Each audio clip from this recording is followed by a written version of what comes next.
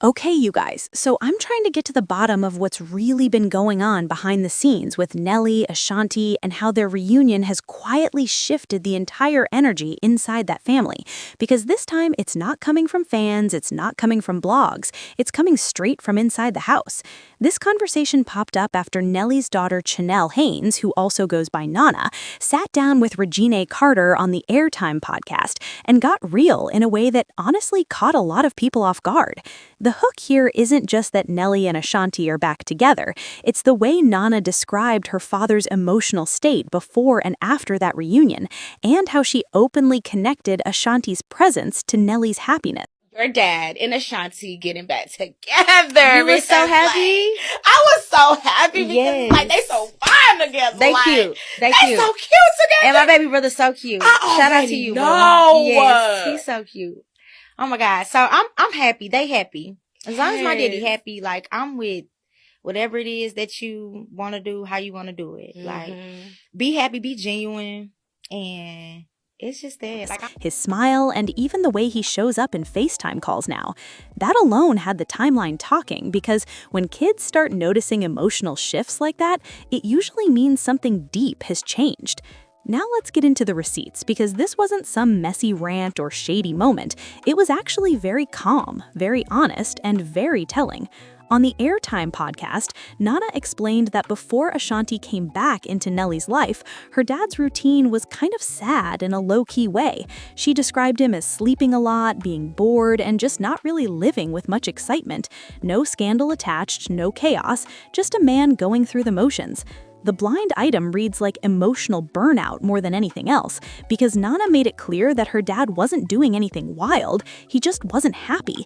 According to the conversation, she said that now, ever since Ashanti re-entered his life, Nelly has been smiling non-stop, full of life again, and no longer gives off that lonely energy. She even joked that if you FaceTime him now, he's always smiling, which is such a small detail, but also such a loud one. Let's be real for a second, because when your own child clocks that kind of emotional shift, that's not nothing. That's not no light work. Kids are extremely perceptive, especially when it comes to their parents' moods, even when parents think they're hiding it well. Nana didn't say anything negative about her dad during that low period, but the way she framed it made it clear that she noticed the difference immediately once Ashanti came back around. It really makes you wonder how many people underestimated how deeply that breakup affected Nelly emotionally, especially since he's always been known as the fun guy, the confident rapper, the guy who makes it look easy. Hearing his daughter say his life felt boring before Ashanti returned hits differently. What also stood out was the way Nana talked about Ashanti without jealousy, bitterness, or awkwardness, which is something a lot of people online expected but didn't get. Instead, she spoke with warmth, acceptance, and even gratitude. She didn't frame Ashanti as someone invading space or changing family dynamics in a negative way. If anything, she framed her as someone who brought joy back into her dad's life. That's huge. A lot of blended families struggle with resentment or tension, but Nana's tone suggested peace. And that peace matters, because when children feel secure, they don't sugarcoat things. If this situation was uncomfortable or forced, it would have come through in her words, but instead it came off genuine. Then there's the baby brother moment, because Nana couldn't help but praise her little brother KK, and that part of the conversation softened a lot of hearts. She spoke about him with pride, excitement, and affection, which shut down a lot of online assumptions that older kids automatically feel replaced or pushed aside when a new baby arrives. Nana's reaction was the opposite. She sounded happy, amused, and protective. That really matters in this story, because it shows that the family expansion hasn't created division, at least not from her perspective. If this is true, it's very concerning that some fans still insist on projecting dysfunction onto a situation that the actual people involved describe as loving and positive. Reginae Carter's role in this conversation also can't be ignored, because she's someone who understands celebrity family dynamics on a personal level. She wasn't pushing drama, she wasn't baiting Nana into saying anything reckless, she just let her talk. That made the conversation feel safe and real, which is probably why Nana opened up the way she did. There was no sensational framing, no pressure to drag anyone, just space to speak honestly. And when honesty flows that freely, it tends to reveal more than any gossip blog ever could. Now let's talk about the internet reaction, because of course people had opinions. Some fans were touched, others were shocked, and a few were skeptical, questioning whether Nana was romanticizing the situation or oversimplifying her dad's emotions. But here's the thing, she wasn't speaking as a fan, she was speaking as a daughter. That perspective carries weight. You can debate public narratives all day long, but you can't easily dismiss how someone feels inside their own family. And despite the noise, Nana never once made it seem like Ashanti fixed Nelly in some magical way. She simply described a visible difference in happiness, which is something a lot of people experience when they reunite with someone they genuinely love.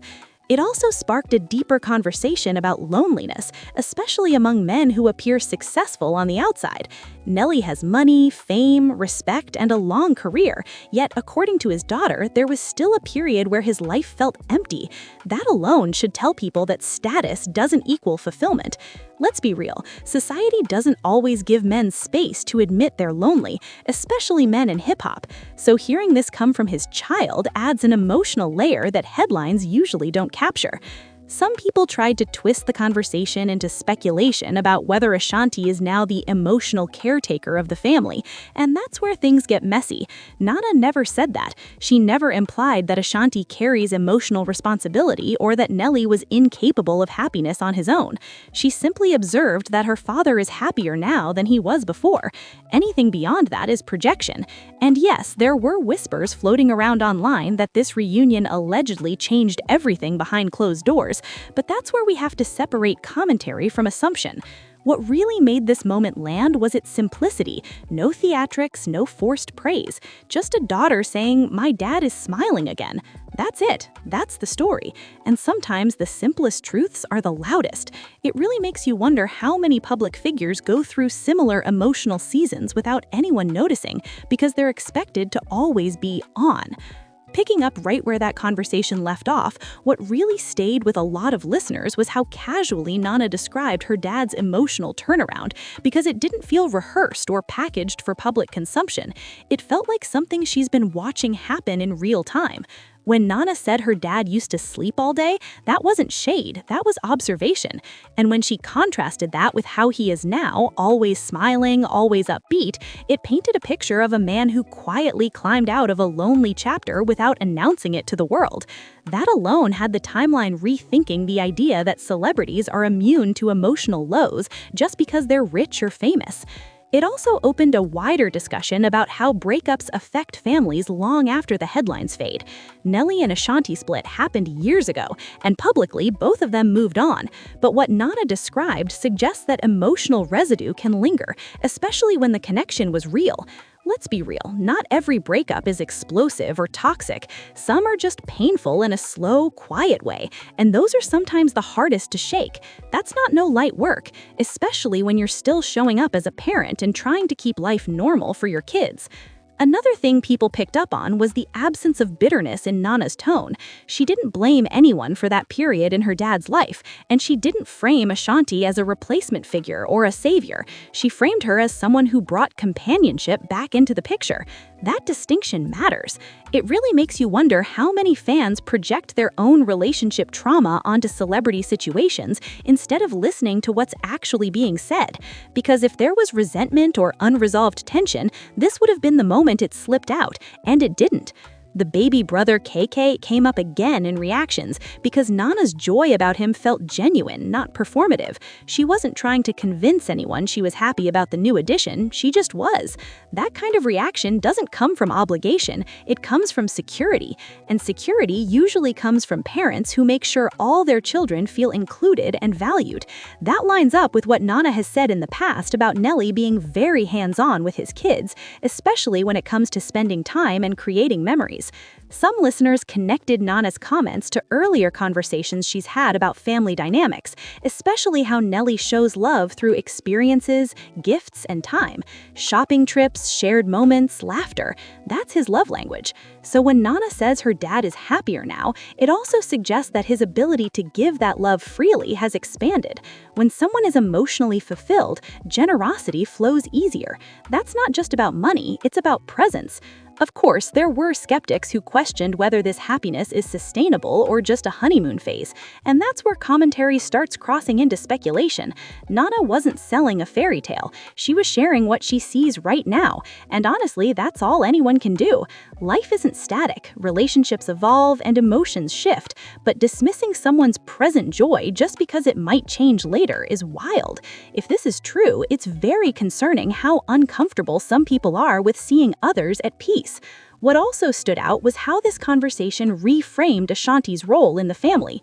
Instead of being seen only as Nelly's partner, she was indirectly presented as part of a stable environment that supports happiness rather than disrupting it. That's a narrative shift, especially in a culture that often pits step-parents or partners against children in blended families. Nada's words quietly dismantled that stereotype without even trying to. Reginae's presence again played a key role here because she validated Nana's feelings instead of interrogating them. That allowed the conversation to stay grounded. No viral sound bites taken out of context, just a smooth, honest exchange. And sometimes those moments reveal more than any gossip blog ever could. At the end of the day, this wasn't about gossip in the messy sense. It was about emotional transparency. It was about a daughter acknowledging that her father is in a better place now than he was before. And that hits home for a lot of people, famous or not. We all want to see the people we love genuinely happy, especially after watching them struggle.